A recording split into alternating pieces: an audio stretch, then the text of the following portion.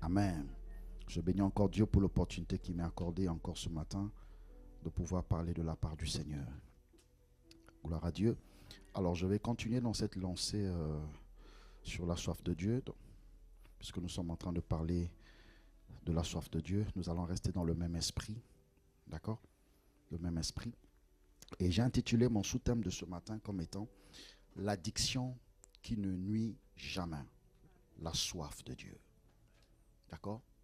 L'addiction qui ne nuit jamais. La soif de Dieu. Est-ce qu'on peut déclarer ensemble? L'addiction qui ne nuit jamais. La soif de Dieu. Waouh! Amen. Quand c'est descendu dans mon esprit, j'ai dit Alléluia. Que c'est fort, que c'est puissant. Amen. Vous savez, il y a des choses, quand tu reçois ça, tu dis, mon Dieu, c'est fort. Une addiction, mais qui ne nuit jamais. Naturellement, ce que nous savons, c'est que l'addiction est mauvaise. N'est-ce pas? Mais là, l'esprit te dit, mais voilà, maintenant chez moi, l'addiction de ma soif ne te nuira jamais. Mais elle, au contraire, elle te fera toujours du bien. Est-ce qu'on est ensemble? Elle te fera toujours du bien. Alors rapidement, qu'est-ce qu'on peut dire autour de la soif? On peut tout simplement dire que la soif est un besoin. C'est un besoin de boire. D'accord? Ou encore une sensation que produit le besoin de boire. Une personne qui a soif, c'est une personne qui a le besoin ou qui sent en elle le besoin de boire. D'accord? On peut aussi dire de la soif comme étant un désir pressant, un désir impatient, un désir passionné de quelque chose. Ouais. Quand tu as soif de quelque chose, ça te presse, tu as fortement envie de boire la chose dont tu as soif. Moi, je me rappelle, il y a des années passées, j'étais addict au coca. Quand je sentais la soif du coca, mais il fallait que je boive le coca. Ouais. Même au bureau, j'avais toujours ma petite bouteille de coca à côté. Ouais. C'était une addiction au coca. Il fallait le coca. Je ne pouvais pas vivre sans le coca à côté. Impossible. Mais Dieu est fidèle. Aujourd'hui, il m'a délivré de cette addiction. Amen. Gloire à Dieu. Alléluia. Vous savez, souvent, on croit que on voit souvent les addictions que dans l'autre monde. Mais même aujourd'hui aussi en Christ, des fois, on a des mauvaises addictions. Parce qu'à force d'en consommer, tu as du gaz, tu as du sucre, et ça détruira ta santé. Amen. Alors, qu'est-ce qu'on peut dire donc de la soif dans le volet spirituel, d'accord? Dans le contexte spirituel, on peut tout simplement dire que la soif, c'est une sensation provoquée par la privation, soit de la boisson ou de la nourriture spirituelle. Alors, que sont la parole de Dieu, la présence de Dieu, la puissance de Dieu et l'intimité avec Dieu? Donc, c'est une sensation de privation, toujours, du désir de boire ou de manger la nourriture spirituelle.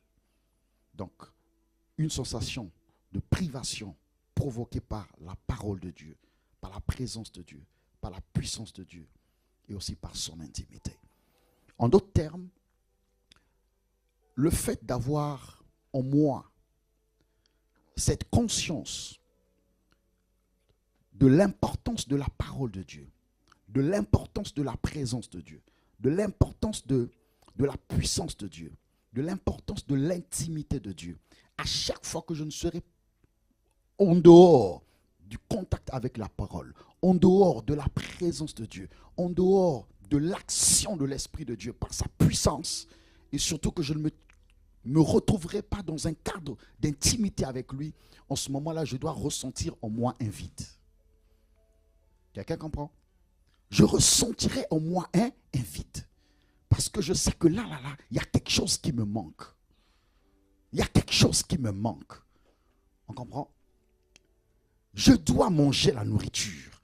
Je dois me retrouver dans sa présence. Je dois vivre la puissance de Dieu. Je dois être en intimité avec lui. Voici spirituellement les soifs d'un véritable enfant de Dieu. Le désir de manque qu'on doit ressentir lorsqu'on est avec Dieu, lorsqu'on marche avec Dieu. La servante de Dieu nous a tellement enseigné les jours précédents en nous montrant les éléments pratiques. Comment est-ce qu'on peut faire lorsque on a perdu la présence de Dieu. Alléluia. Et donc nous avons été enseignés. Et ce matin, le Seigneur voudrait encore nous encourager dans le même sens. D'accord? Alors, lorsqu'on parle donc d'addiction, qu'est-ce qu'on peut comprendre et comment l'addiction se passe dans le corps d'un homme? Les scientifiques nous ont expliqué que, en fait, l'addiction se produit comment? L'addiction vient du fait que lorsque tu consommes quelque chose, et généralement les addictions viennent de la cigarette, des alcools, des drogues, d'accord? Et lorsque tu en consommes, ces substances vont créer dans le cerveau de l'homme ce qu'on appelle la dopamine. Et c'est cette dopamine-là qui va influencer les différentes zones du cerveau. Parce qu'ils ont étudié, ils ont dit que, en fait, le cerveau est régi comme un système.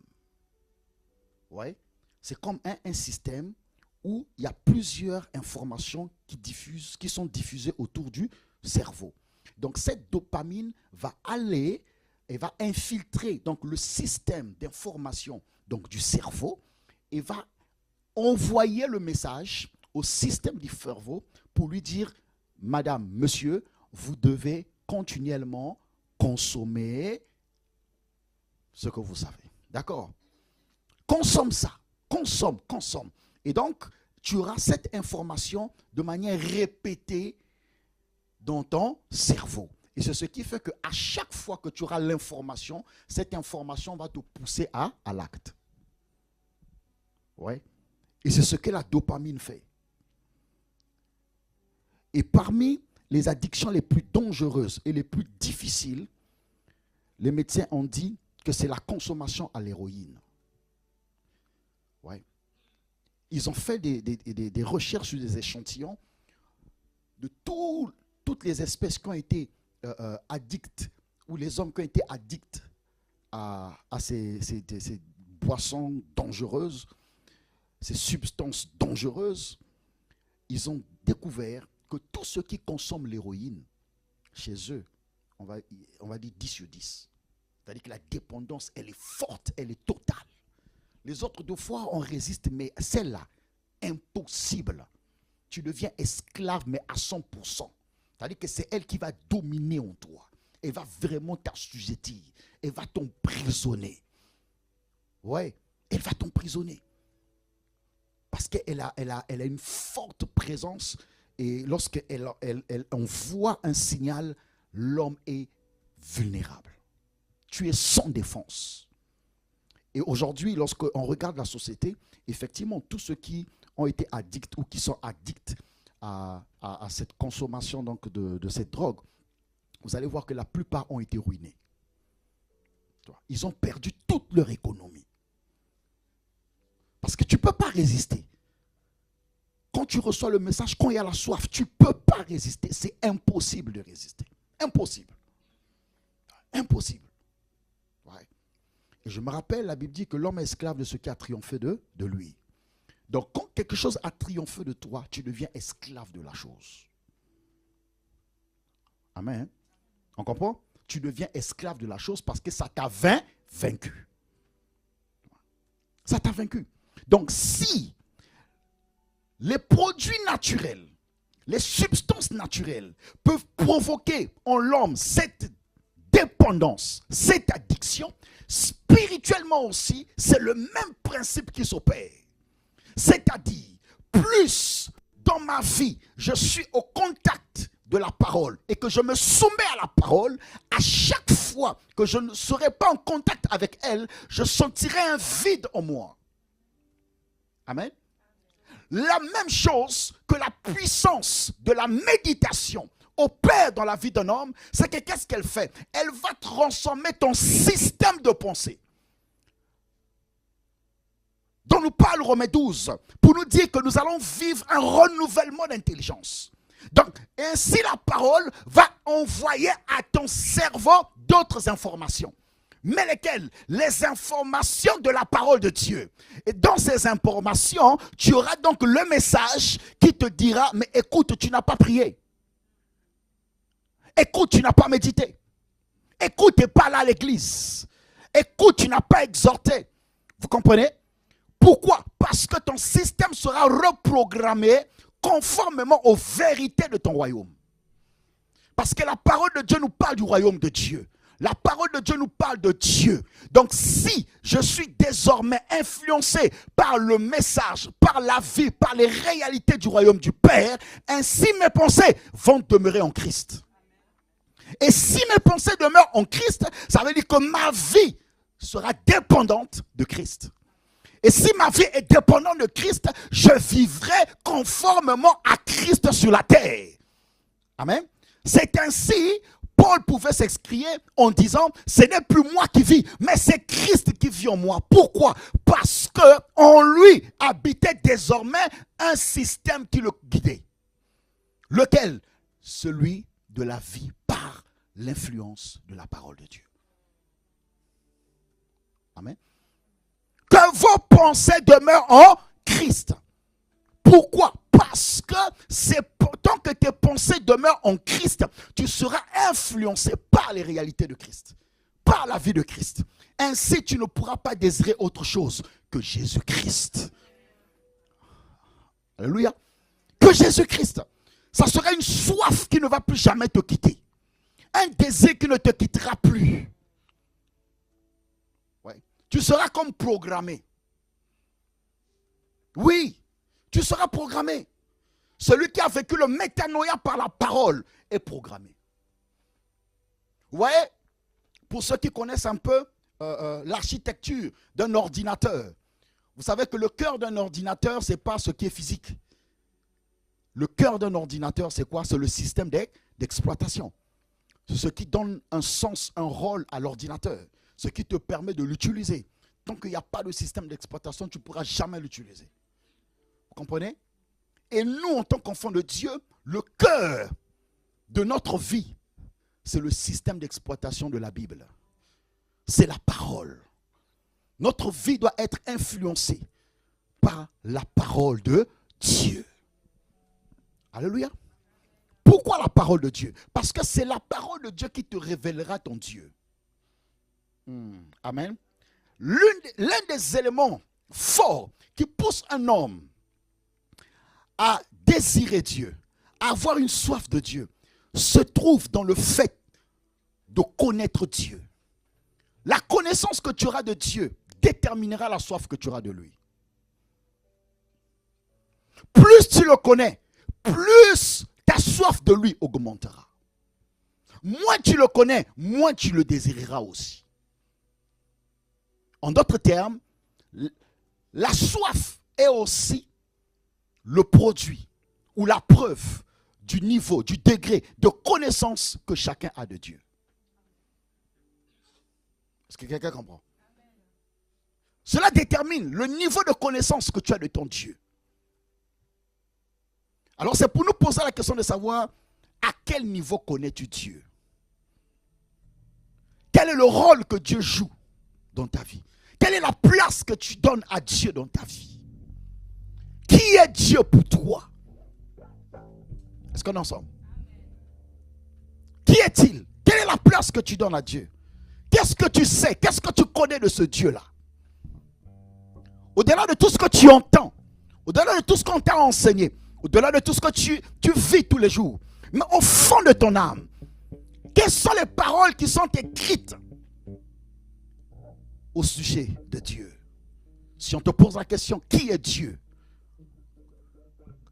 Quelle est la réponse qui viendra naturellement? Parce que c'est ce que tu sais de Dieu. Alléluia. Et c'est cette connaissance qui déterminera donc ta soif de Dieu. Amen. Alléluia.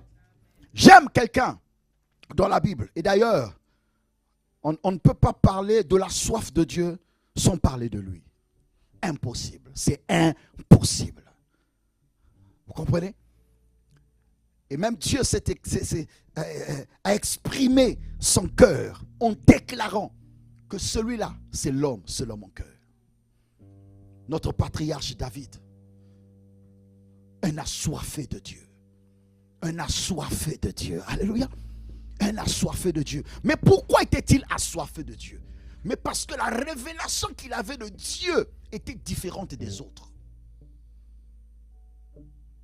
David a connu le Dieu qu'il a adoré, le Dieu qu'il a désiré différemment des autres. Pourquoi? Parce que sa vie a été une vie d'expérience avec Dieu. Souvenons-nous que lorsque Dieu a envoyé son serviteur, le prophète Samuel allait dans la maison de son père, oindre un roi comme successeur à Saoul, David n'était pas là. Et on a présenté à Samuel ses frères. Et même son père Samuel avait oublié que David existait. En réalité, il n'avait pas oublié que David existait. Dans sa tête, David ne pouvait jamais être roi. Il ne le voyait pas roi. C'est pourquoi il n'a jamais parlé de David. Vous comprenez? Dans sa tête, ceux qui avaient le profil d'être roi, c'était ses frères, pas lui. Certains me disent, il est encore jeune, il est encore tout petit. À son âge, être roi, impossible. Je présente au moins ses aînés. Vous comprenez? Mais au-delà de ça, il y avait aussi la loi à l'époque. Parce que la loi à l'époque, tous les privilèges étaient d'abord aux aînés. Pas aux petits. Ah oui. Même lorsque le père devait bénir, il bénissait d'abord l'aîné. La bénédiction revenait d'abord à l'aîné. Ah, c'était une position stratégique. Vous comprenez? S'il fallait marier une fille, allez demander à Jacob, il vous expliquera. Vous comprenez? Il a aimé qui? Jacob a aimé qui? Mais il a épousé qui en premier? Pourquoi? Parce qu'elle était l'aînée. On comprend? Donc du coup, au vu de tout ça, son père ne pouvait pas penser à lui. Mais Dieu, c'est lui qui l'avait choisi. Même le prophète Samuel s'est trompé. Heureusement que Dieu était là. Il dit, hey, petit, tu t'es trompé, c'est pas eux. Ah bon? Mais il est où? Et là, il pose Isaïe, il dit, mais n'as-tu pas encore un autre fils? Il dit aussi, ah, le petit là. Mais lui, il est là-bas en train de perdre. Il dit, voilà, amène-le. Ouais. Donc David savait d'où est-ce que Dieu l'avait pris. Pour faire de lui un roi d'Israël. Vous comprenez ça? Sur le plan humain, c'était impossible. Mais pas selon la vision de Dieu. Il savait. Il était conscient que sa vie ne tenait qu'à une seule personne, Dieu. Tout ce qu'il était, c'est Dieu. Tout ce qu'il sera, c'est Dieu. C'est pourquoi chaque fois qu'il a commis une bêtise, il avait le bon réflexe de courir vers le Père. Vous comprenez? Il ne courait pas vers les hommes. Il ne cherchait pas les hommes. Il savait que s'il est roi, ce n'est pas par la main d'une personne. Mais s'il est roi, c'est par la seule volonté, la seule bonté, la seule miséricorde du Dieu Tout-Puissant. Et celui qui me gardera, ce n'est que lui. Et celui qui permettra aussi que je sois ôté de là, comme il a fait avec Saoul, il n'y a que lui. Et donc, toute ma vie ne dépend que de lui. Ta vie dépend de qui? De qui dépend ta vie?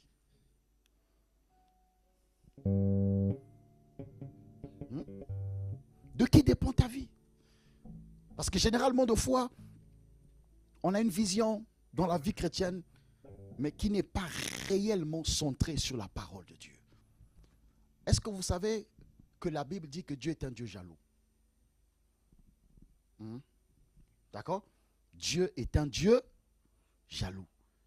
Dieu n'aimerait jamais, ne souhaiterait jamais partager sa gloire avec un autre. Dieu est un Dieu jaloux. Donc nous devons lui accorder la place qui lui sied à lui seul. Pas à deux. Qui est Dieu dans ta vie? Quelle est la place que Dieu occupe dans ta vie? David était conscient qu'il n'avait que Dieu. Il n'avait que Dieu et Dieu seul. Amen.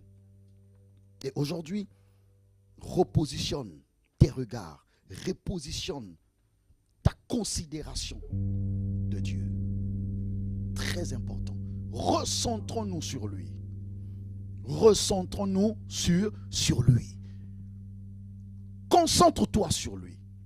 Le monde a beaucoup de voix. Mais quand tu restes concentré sur Dieu, tu entendras que sa voix. Et tu ne feras que sa volonté.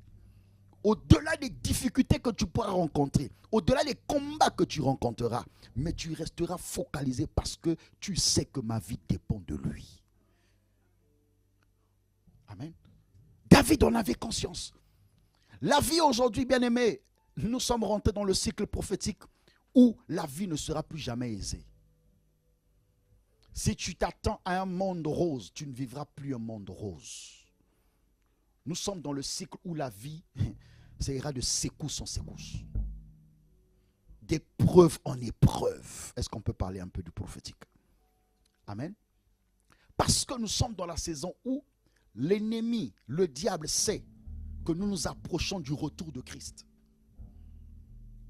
Et il sait que quand Christ reviendra, il viendra prendre et les sauver. Qu'on appelle l'église. Et donc la mission du diable en ce moment, c'est de travailler afin qu'il y ait moins de sauvés. Quelqu'un comprend? Qu'il y ait moins de sauvés. Parce que sa prière, c'est que beaucoup d'hommes périssent avec lui. Et donc dans ces temps-ci, il a relâché ses généraux. Les démons les plus puissants qu'il a avec lui. Les entités les plus puissantes qu'il a avec lui. Pour arracher, détruire le maximum d'âmes sur la terre. C'est pourquoi aujourd'hui, partout dans le monde, le taux de mortalité s'accroît. Ça ne baisse pas, ça s'accroît. Pourquoi? Parce qu'il y a des âmes qui sont fauchées. Il y a des hommes qui quittent la terre avant leur temps. Parce qu'ils sont livrés à ces entités qui arrachent leur vie de court. Amen.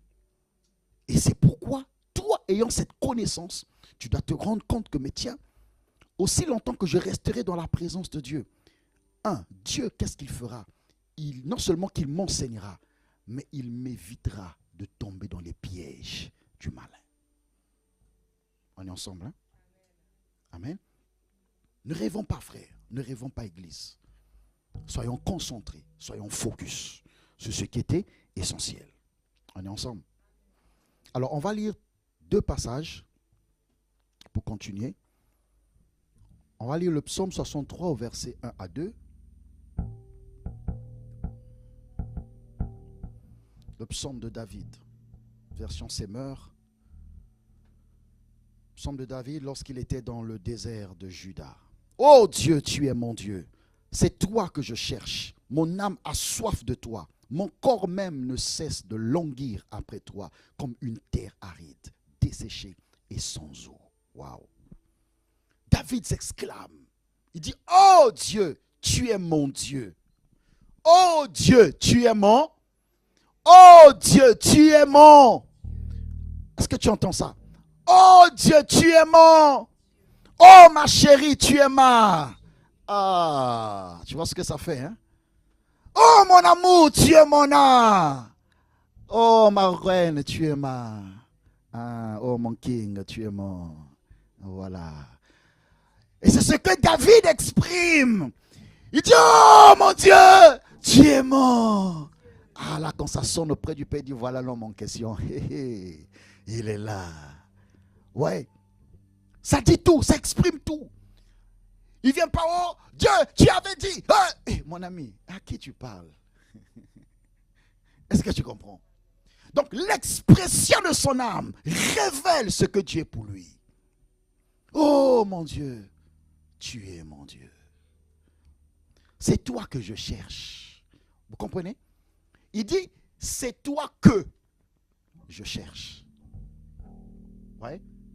Ce n'est pas Dieu qui a demandé à David de le chercher. Mais David cherche Dieu.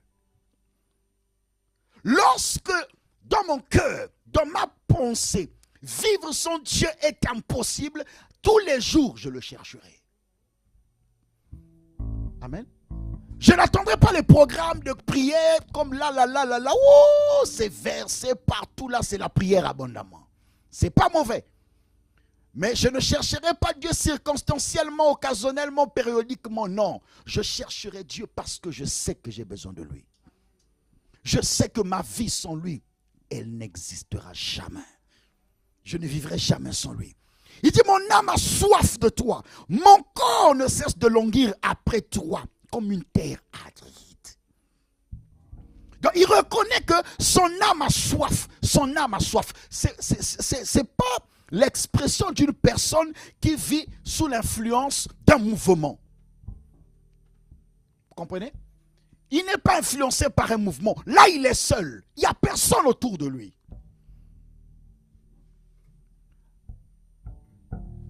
La plus grande soif de Dieu n'est jamais exprimée en communauté, mais elle est exprimée personnellement, individuellement. Généralement, il y a les hommes qui manifestent leur soif de Dieu juste lorsque la communauté met en place des temps où nous passons avec le Seigneur. Mais personnellement, il n'y a aucune soif. On se souvient de Dieu en passant parce qu'on a juste besoin de sa grâce. On a besoin de sa protection. Mais lui, on ne le désire pas. En réalité, on a juste besoin de son assistance. On a besoin de son aide. On a besoin de son secours. On a besoin de sa protection. On a besoin de sa main tendue sur nous afin de nous aider à réaliser des succès, des exploits. Mais en réalité, sa personne ne nous dit rien. Seigneur, protège-moi, je vais sortir. Protège-moi contre les accidents. Mais tu as dit, Seigneur, j'aimerais passer ma journée avec toi. Sois mon Dieu. Vivons ensemble la journée. Comprenez? Pas question, non, protège-moi, non. Sois mon Dieu, qu'on passe la journée ensemble. Vous voyez que là, c'est différent. Je n'ai pas peur des dangers. Ce que je désire, ce n'est pas seulement ta protection, mais c'est toi. Je n'ai pas seulement besoin que tu m'aides à atteindre tel but, mais j'ai besoin d'être avec toi. Amen. Mon âme ne désire pas seulement ce que ta main est capable de faire, mais mon âme désire l'action de ta main continuelle dans ma vie. Je la veux. Pas circonstanciellement, mais continuellement. Continuellement. Alléluia. Je la veux continuellement. Qu'elle ne s'arrête pas. Parce que mon âme en a besoin. Ma vie en a besoin. Quelle est la soif, quel est le désir quotidien que tu entretiens dans ton âme ou qui habite ton âme? Surtout ici, là, mon Dieu.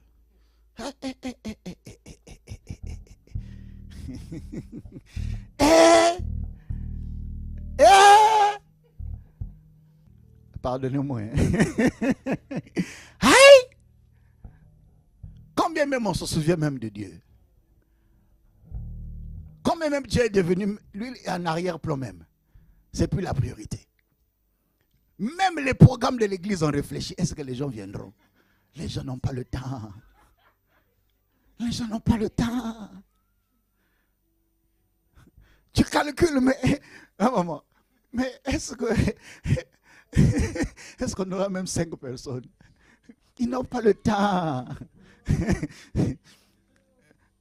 C'est chaud.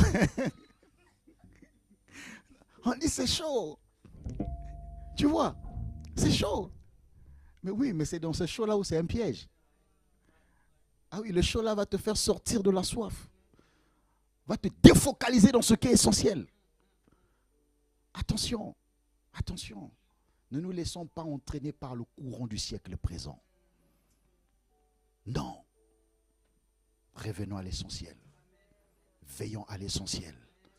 Travaillons à l'essentiel. Qu'est-ce qui est essentiel dans ma vie? La présence de Dieu. Qu'elle ne me quitte jamais. Que je la désire ardemment tous les jours de ma vie. Alléluia. Que j'aime la parole. Que j'aime sa présence. Que j'aime sa puissance. Que j'aime passer des moments d'intimité avec lui. pas l'intimité à l'église, mais avec lui.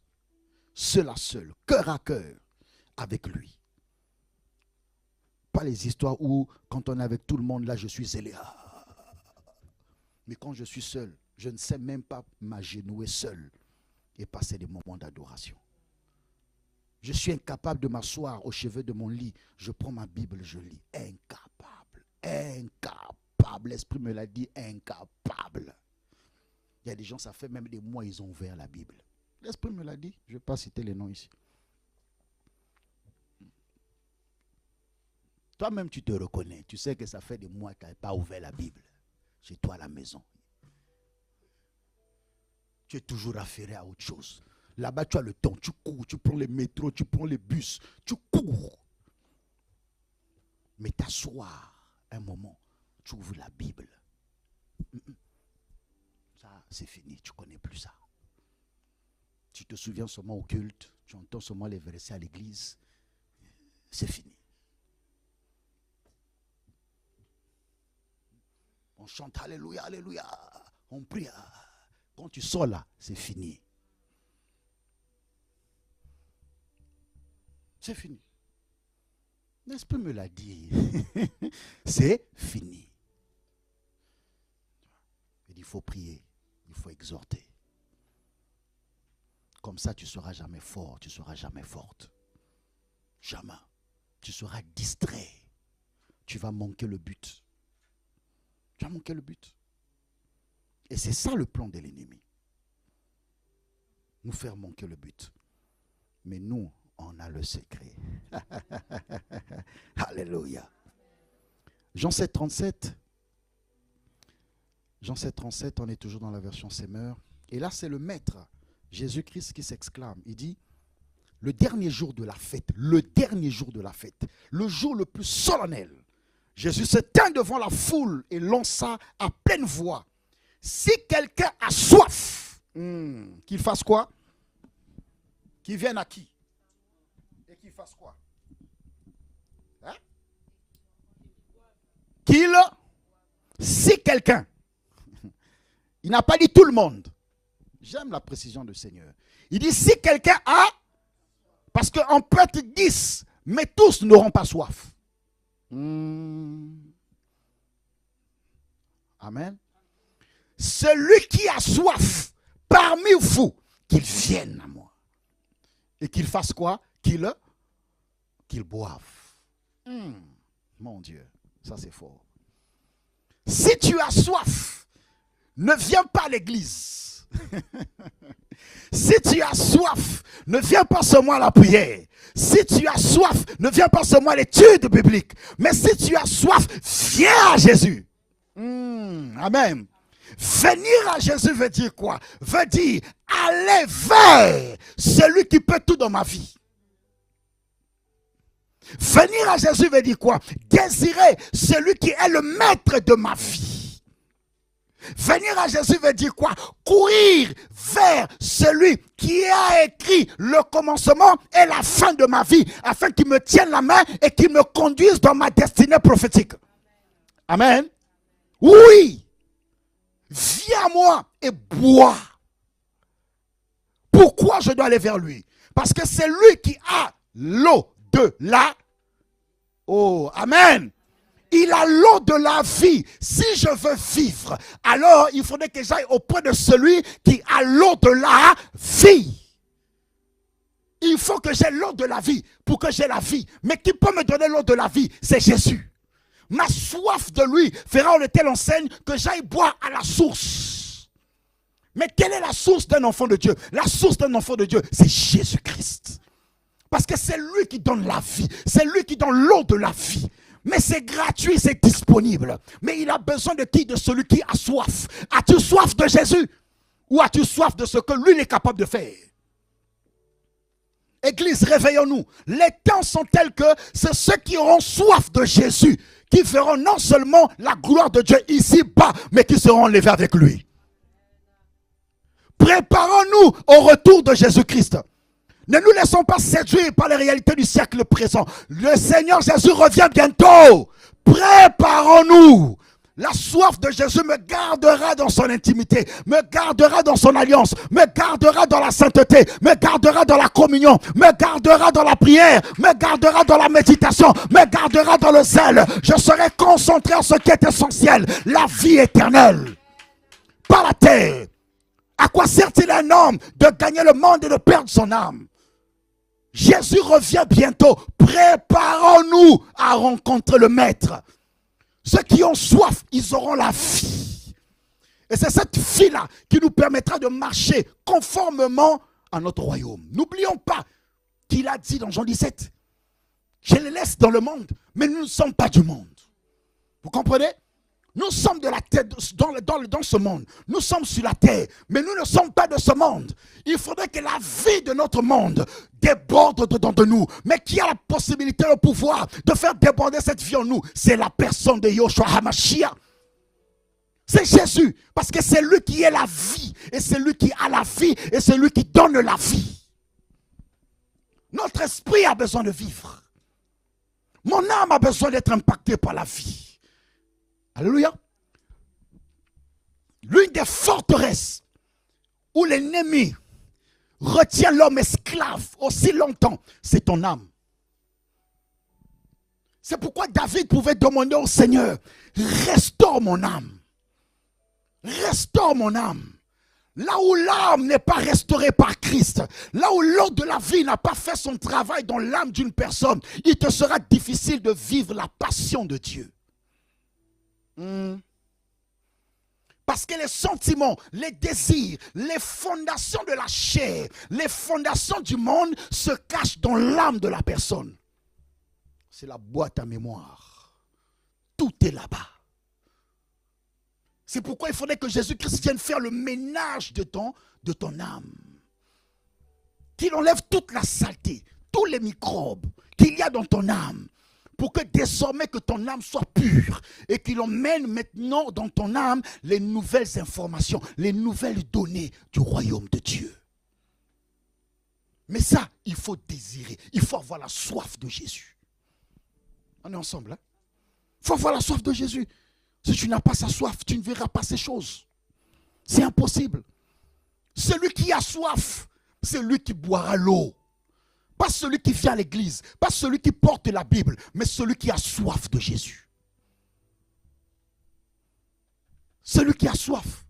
Il n'attend pas qu'on lui dise prie. Il n'attend pas qu'on lui dise sers Dieu. Il n'attend pas qu'on lui dise fais ci, fais ça. Non. Il a soif de Dieu.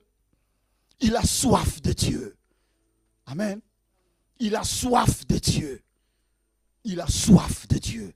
Il a soif de Jésus. Et c'est Jésus qui fait tout. Et c'est Jésus qui peut tout. C'est Jésus qui accomplit tout. Est-ce que quelqu'un me suit ce matin? Amen. Mais vous savez, je vais revenir sur notre patriarche David. On aime ce passage, on le répète souvent. Dieu a inspiré cela à son serviteur. Mais quand j'avais fait une recherche sur ce passage, David n'a pas déclaré ses paroles dans des moments de joie, de bonheur. Mais il a confessé ses paroles dans des moments de forte adversité. Des moments où sa vie était en train de quitter la terre parce que Saoul voulait à tout prix la tête de David. Où il était obligé de fuir. David était, sa vie, c'était un fugitif. Il ne faisait que fuir, il ne faisait que se cacher. Parce qu'il y avait quelqu'un qui le pourchassait. Et qui n'avait qu'un seul but. Une fois, l'ayant entre ses mains, pas pour le gracier, mais pour le tuer. Mais c'est dans ces conditions-là qu'il a déclaré ces paroles. Mais des paroles fortes. Alléluia. Tu peux nous mettre le psaume 23, s'il te plaît. Il a déclaré des paroles fortes. Des paroles où si Dieu n'est pas réellement l'objet de ta vie, tu ne peux pas confesser ces paroles. Oui, c'est pourquoi il faut faire des études. Quand tu lis, il faut aller voir le contexte historique. Dans quel contexte David a déclaré, a confessé le psaume 23. Frère, Il n'était pas assis dans un palais en train de manger. Non, il était en train de fuir. Il se cachait dans les grottes. Il traversait des villes et des villages parce qu'il cherchait refuge. Il devait s'éloigner de la main de celui qui voulait le tuer. Mais c'est dans cette terreur qu'il a déclaré, Cantique de David, l'Éternel est mon berger, je ne manquerai de rien. Est-ce que tu comprends? Dans l'adversité, il se trouvait loin, seul. Il n'avait pas d'amis, il n'avait pas de famille. Il était seul en train de fuir. Mais il dit, même si je suis en train de fuir, même si je n'ai plus rien là où je suis, mais je confesse que l'Éternel est mon berger. Il est mon berger. Je ne manquerai de rien. Et il ne s'arrête pas là, il continue. Il dit, il me fait reposer dans de verts pâturages. Il me dirige près des eaux paisibles. Frère, là, il n'est pas dans des verts pâturages. Il n'est pas près des eaux paisibles. Là, il est dans des zones desséchées. Il est en plein combat. Il fuit. Mais il confesse. Il dit, même si je suis dans ces conditions-là, mais moi, tout ce que je sais, c'est que mon Dieu, qu'est-ce qu'il fera? Il va me conduire, il va me faire reposer dans des verts pâturages. Waouh! Il me dirige près des eaux paisibles. Il restaure mon âme. Et vous voyez, cette phrase exprime l'état de son âme en fait. Bien qu'il confessait ses paroles, mais il savait que dans son âme, il était blessé. Il souffrait. Vous comprenez? C'est pourquoi là, il dit, il restaure mon âme. Parce que je suis en train de pleurer, oui. Je suis dans la souffrance, oui. Mais lui, il change l'état de mon âme. Amen. Il me conduit dans les sentiers de là à cause de son nom. Quand je marche dans la vallée de l'ombre de la mort, je ne crains aucun mal. Car tu es avec moi. Ta houlette et ton bâton me rassurent. Parce qu'il était effectivement en train de traverser l'ombre de la mort. Vous comprenez? Il était en train de traverser l'ombre de la mort. Mais est-ce qu'en train de traverser l'ombre de la mort, il s'est détourné de son Dieu? Non. Au contraire, il est resté focus à son Dieu. Et il a commencé à faire des déclarations. Mais ces déclarations-là ne sont pas venues de l'Esprit de Dieu. Attention, ces déclarations sont le fruit de la connaissance de Dieu. De la connaissance de toutes les paroles qu'il avait reçues de Dieu. De la connaissance de la destinée qu'il avait de Dieu. Est-ce que vous comprenez? Mais où est-ce qu'il avait reçu ça? Il a reçu ça dans l'intimité avec Dieu. Dans sa quête, dans sa soif de Dieu. Et c'est là que cela a été clair dans son esprit. Et c'est pourquoi il a déclaré ces paroles. Au moment des difficultés, au moment des preuves, quelles sont les paroles que tu confesses? Tu ne confesseras pas ce que tu ne connais pas de Dieu. Et ça, ce ne sont pas les paroles que tu as apprises à l'église qu'on confesse. Je vous dis la vérité. Dans ces moments-là, ce sont les paroles que tu as entendues de Dieu. Est-ce que vous comprenez? Il y a ce que la Bible dit et il y a ce que la voix de Dieu te dit. On ne tient pas forcément parce qu'on a lu des versets, mais on tient parce qu'on a entendu la voix de Dieu. À cette époque, David n'avait pas de Bible. Hein, mon ami? Il n'y avait pas de Bible. Il n'y avait pas de Bible. Ce qu'il savait, ce qu'il avait entendu de Dieu, dans ces moments d'intimité, la connaissance, la révélation qu'il avait de Dieu, il dit non, je sais qu'il ne ment jamais. On va y arriver, même si Saoul est derrière moi, même si je suis en train de traverser l'ombre de la vallée de la mort, mais je sais qu'il est avec moi. Est-ce que tu comprends? Je sais. Il permet que je traverse, mais il est avec moi. Amen. Je sais qu'il est avec moi. Là, ce n'est pas qu'on lui a dit, il sait. Amen. Personne n'est autour. Bien aimé, il y a des choses que Dieu te dira dans l'intimité. Il y a des promesses que Dieu te fera dans l'intimité. Il y a une alliance qui naîtra entre toi et lui dans l'intimité. Amen. Oui. Il y a des instructions qu'il te donnera dans l'intimité. Et tu marcheras avec ça toute ta vie. À chaque fois que tu voudras tomber, une parole remontera, va te redresser. À chaque fois que tu voudras lâcher prise, une parole remontera en toi, te relèvera tes mains. Te dira, va encore, avance. Tu n'es pas à ta destination finale. Ce n'est pas ici que Dieu t'attend.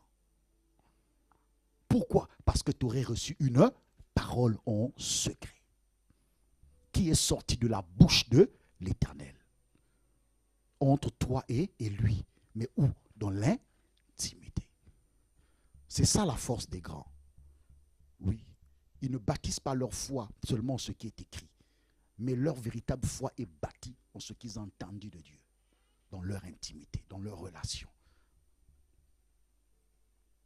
Plus tu es intime, il te dira des choses. Il te fera des promesses. Et tu sauras que, est-ce que je suis arrivé? Non, tu dis Seigneur. Donc si je ne suis pas encore arrivé, ça veut dire que je ne peux pas m'arrêter ici. En temps normal. Il faut que je continue. Je ne peux pas rester ici. Parce que ce n'est pas ma destination finale. Il y a des escales, oui. Mais il faudrait que j'arrive à destination. Tu comprends? Je reste focus à la destination. Je ne me laisse pas distraire.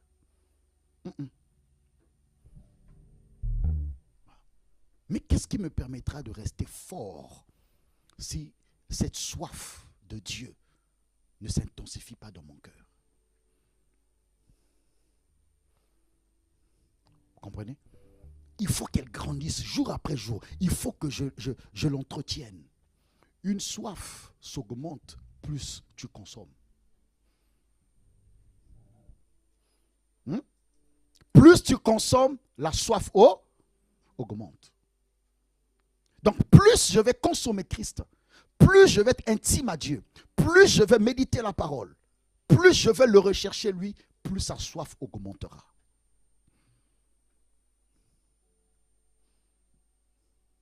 Amen.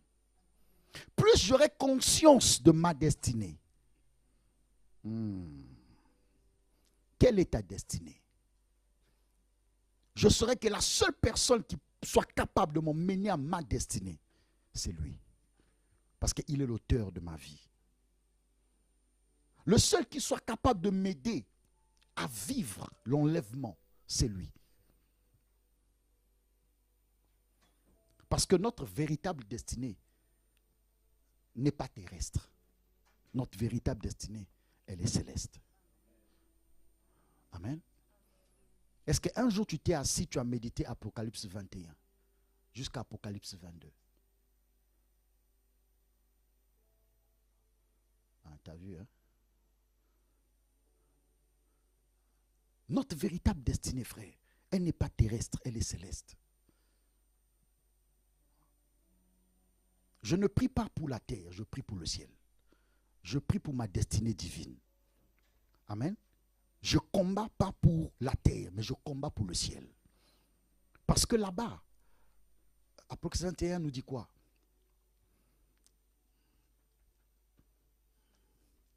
Alléluia.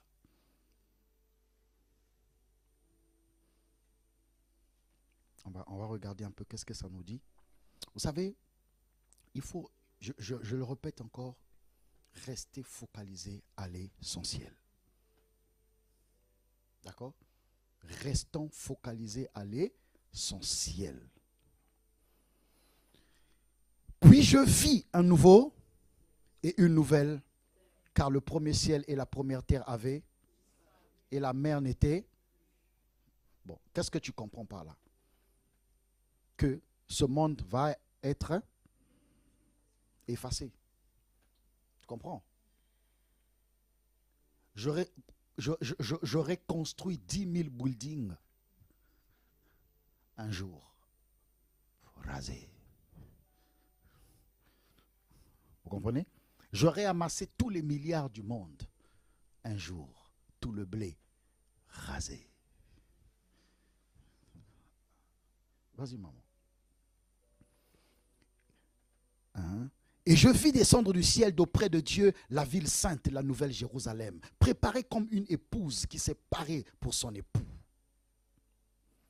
Et j'entendis du trône une forte voix qui disait, voici le tabernacle de Dieu avec les hommes. Le tabernacle de Dieu avec les hommes. Il habitera avec eux et ils seront son peuple et Dieu lui-même sera avec eux.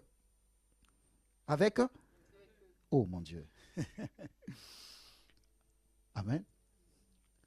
Nul n'a jamais vu Dieu. Mais il s'est fixé un temps où il sera lui-même avec nous.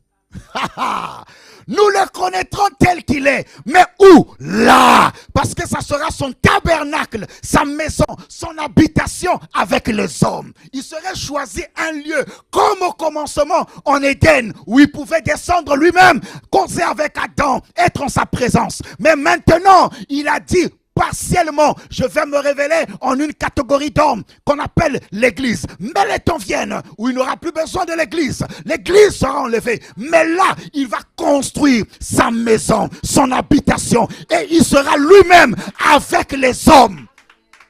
On n'a pas dit avec les hommes, avec les anges, mais avec les hommes.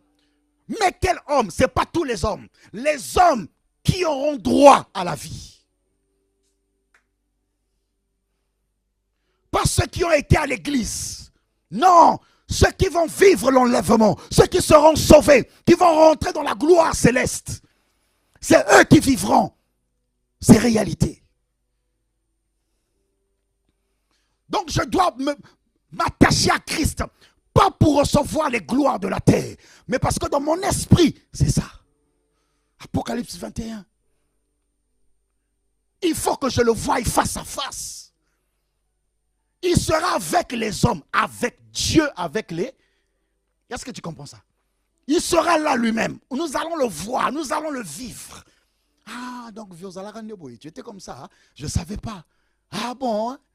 Amen. My God. Est-ce que tu comprends ça? Il dit, ah, donc c'est pas pour rien que j'ai jeûné, mon ami. C'est pas pour rien que j'ai prié dur. C'est pas pour rien que j'ai prêché. C'est pas pour rien que j'ai manqué de nuits, frère, en train de louer, en train d'adorer, en train de dire, Seigneur, soutiens-moi, garde ma foi, donne-moi de croire, rends-moi plus scellé, jour après jour. Je n'ai pas jeûné pour te dire, Seigneur, rends-moi riche, je m'en fous. Est-ce que tu comprends? J'ai jeûné parce que je ne veux pas rater l'Apocalypse 21. C'est ça mon espérance, c'est ça ma vision. Est-ce que tu comprends? C'est ça mon espérance, c'est ça ma vision. Et là, quand tu es focalisé sur ça, tu sauras que je ne peux pas perdre la soif de Dieu. Elle doit devenir ma culture. Tous les jours, je dois boire de Christ. Je dois boire de Christ. Je dois boire de Christ. Je dois boire de Christ. Parce que je dois vivre. Je dois vivre la nouvelle Jérusalem. Alléluia. La terre et tous ses désirs, la terre et toutes ses passions passeront un jour. Alléluia. Merci Seigneur. Merci Saint-Esprit. Dans cette présence, on va se lever, on va prier.